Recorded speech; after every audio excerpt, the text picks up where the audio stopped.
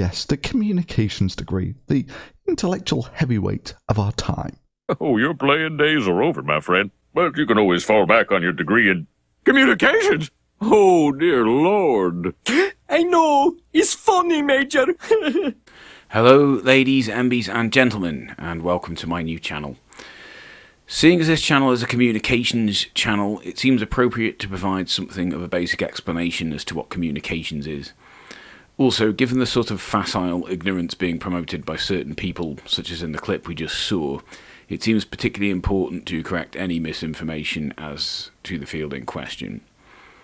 I'm sure we all know what it literally means to communicate, to share information through talking, writing, or perhaps more abstract means such as art, and of course in all of these forms through media. But why is it an academic field? The best answer to that I can give is that how a piece of information is communicated to us can be the difference between us receiving it as good news or bad news, as important or trivial, as damning or glorifying, and that's if it's communicated to us at all. This last point is a particular issue with privately owned media. For example, in the 90s, Rupert Murdoch refused to publish in any of his media outlets anything reporting on human rights abuses in China, for the simple reason that he was attempting to win the favour of the very regime that was committing these human rights abuses. When it comes to areas such as politics and science, this is of particular importance. A scientist such as Thunderfoot you'd think would understand and appreciate the difficulties the scientific community has in adequately communicating their research and discoveries to the general public. Indeed, that's why there is a specific field of communications called science communications.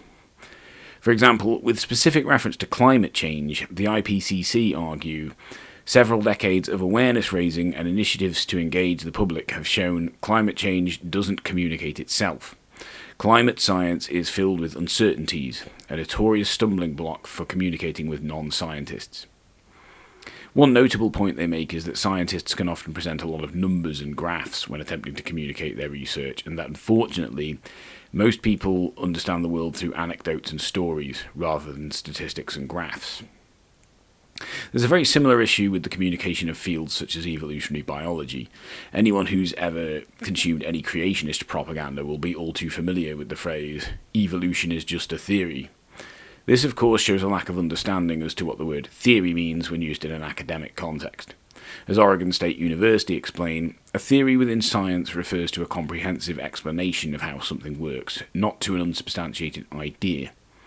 Teal Deer also once tried to apply this creationist reasoning to intersectionality theory. Theory, note the keyword theory, while providing absolutely no evidence that it is true, which is why it is called intersectionality theory. There are no concrete numbers or evidence backing up any of its claims. Just to be clear, theory doesn't refer to unsubstantiated ideas in social science either. The fact that words such as theory are misunderstood in this way is evidence of a definite communications issue. Struggling to communicate topics such as science and politics isn't just frustrating, though it certainly is frustrating. It's also quite dangerous.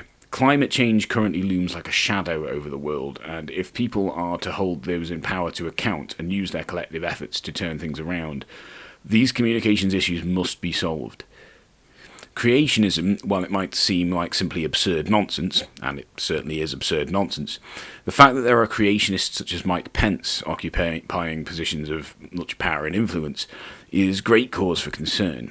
A creationist society is essentially a society that is scientifically illiterate, and that means a society which is medically illiterate, which is a very dangerous society in which to find oneself.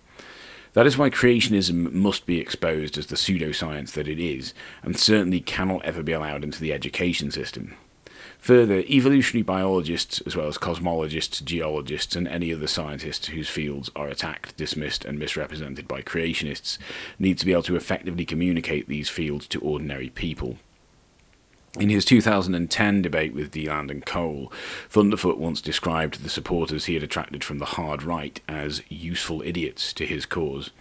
Though as things transpired, it appears very much to have been the other way around, and that he was the useful idiot to theirs, promoting their channels and helping them build their audiences, only to be disposed of once he'd served his purpose. Even a rudimentary understanding of the field of communications might have helped Thunderfoot realise early on that these people are exactly the vicious bigots those on the left have been saying they were all along. Not merely people who are sceptical of feminism or sceptical of Islam or such similar. Indeed, the recent resurgence of the hard right is an absolute goldmine of material for study within communications. Notable examples would be people calling themselves race realists instead of racists, or men's rights activists instead of misogynists, or gender critical instead of transphobic, or climate change skeptics instead of climate change denialists. It should go without saying, but I'll say it anyway, when learning about any academic field, one needs to read proper academic sources on the matter, not appeal to the incredulity of fictional cartoon doctors. Thanks for watching.